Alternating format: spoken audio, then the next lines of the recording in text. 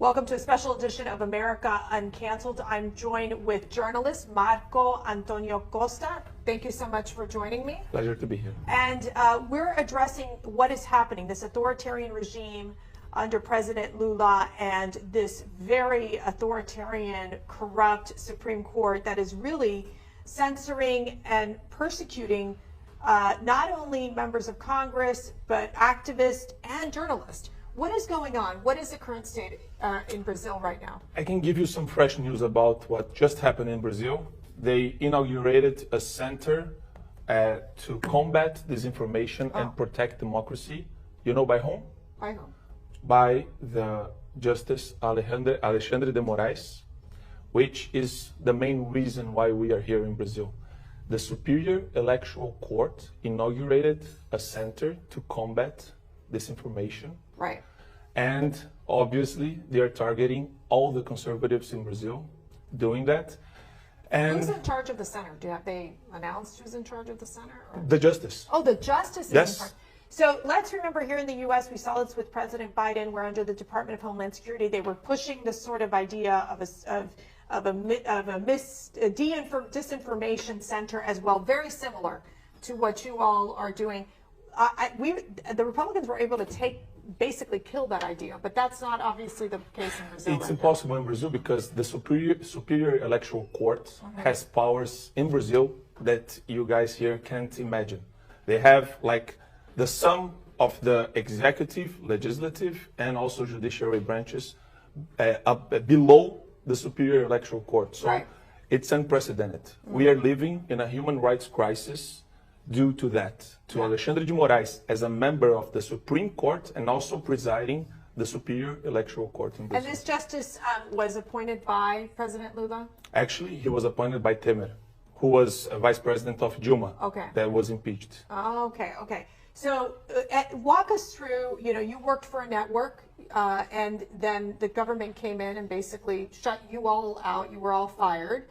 Tell us about that. When did that happen? And how bad is it getting to be a journalist and the freedom of the press in Brazil? It's intimidating because they are using like all the resources of the bureaucratic apparatus in the state to go after conservatives, mainstream media outlets, and also people who likes to, sometimes tell the truth, sometimes criticize the judiciary branch, sometimes criticizing the Supreme Court.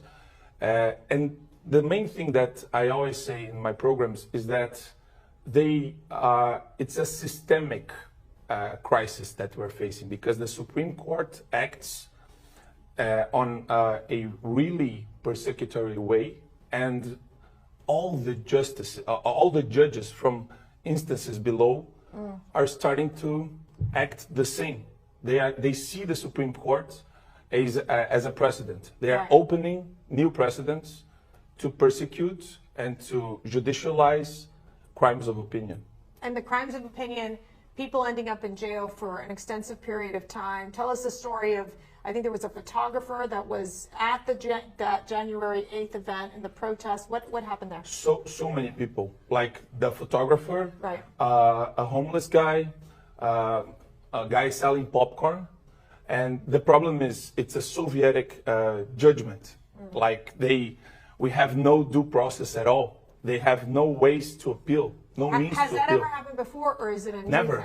thing? So that's a new thing. That's why it's a crisis, because they took it to themselves on the Supreme Court and says, okay, now we're defending people. Actually, we're defending democracy from its abolition. Those people, the homeless guy, the photographer, no weapons found whatsoever in anybody. But they say that they were trying to, but they are charged with violent abolition of the democracy in Brazil, which is absurd. And then what are the sentences? Are they long sentences? They're sentencing people more in the Supreme Court than homicides, than drug dealers. Yes, we're talking about 14 to 17 years. And then you're saying that there's no way to appeal this, like they are stuck. There's no way to. There's no means to appeal. What can what can the U.S. do? The international community do? What's the ask that you all are seeing that people need to get involved and put the pressure on Lula's authoritarian regime? I think CPAC is doing a great job telling that to the world. We have no judicial instances above the Supreme Court, so we need to pressure them with media outlets outside Brazil, because Brazil has a monopoly of one network called Global, and they are funded by the government. The state, yes. Deep state special interests. So it's really hard, because they do a really nasty job of always defending the Supreme Court, always defending Lula and everything they do. So we need to go outside Brazil to point out and denounce what's happening with those persecuted people and our democracy. So you have the media monopoly, then you have the elites and the bureaucrats that are controlling the government as well. What do the Brazilian people think? That's challenging. Most people that understand the situation, they say, okay, Marco, you're right. But many people still think that it's not that big of a deal because they are alienated. They are like brainwashed by Global. And our job is to shake them up and say, okay, you don't have to agree with everything I say. I'm a conservative, you may be not, but what's happening, it's just unfair, illegal, and those crimes committed by the justices should be punished. That's the discussion we should have. The other thing is, tell us, what made you decide, okay, I'm going to want to be, I'm a conservative, I'm going to fight. Because there's people, and I'll tell you, in my own family, my father was a political prisoner, was either he could have stayed quiet, let the government take over, which they were taking over his businesses and everything else, or you stand up and fight. What's driving you? Why do you think it's so important to fight right now? Because it has to be done. I think we have a role to play here to denounce all acts of tyrants should be denounced. No matter if they come from the judiciary branch, the legislative branch, or the executive branch. And what's most unprecedented in Brazil is that we are facing something that you guys can't imagine. You have progressives in your Supreme Court, but they still voted to make Trump eligible. Yeah, keep him on the ballot. Keep him on the ballot, okay? So that's fair. Yeah, for now. For now. Yes. But in our Supreme Court, they have much more power than yours. Yes. I told them here a few days ago, like they judge, they sentence 103,000 cases each year, whereas your Supreme Court judges decides on rules on 80 cases a year. So it's unimaginable power, and people see that as some wrongdoing and something that should be denounced, but they are afraid. But that's the problem. Silence is never an option. If you don't say what's happening in Brazil and you are a journalist, then either you are an accomplice or a coward. Both of them are helping the tyrants to go away and to remain, to maintain Brazil in this. This is not a democracy anymore. We are living under fire by the Supreme Court. And why should the people in America care?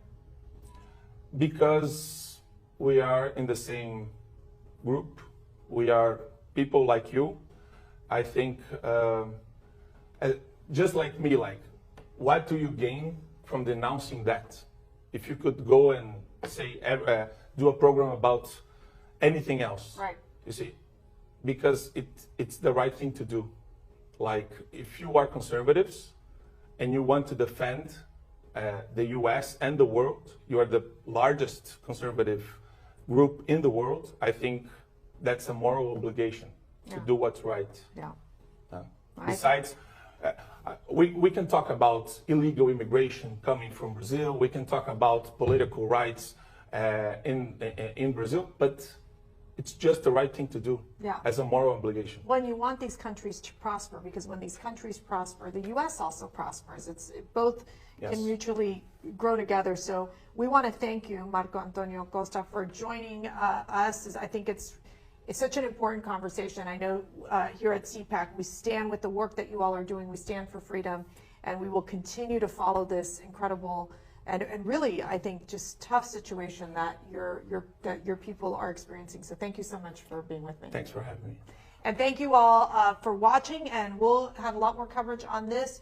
Look, I think it's important that we keep having these discussions. As you know, CPAC has gone international, and we are working with our allies to make sure that political opponents, that journalists, that they have the freedom to speak that freely, and that they're not being censored. And we're going to keep fighting against these authoritarian regimes and keep shedding light on these horrific situations that we're learning. So thank you all for watching.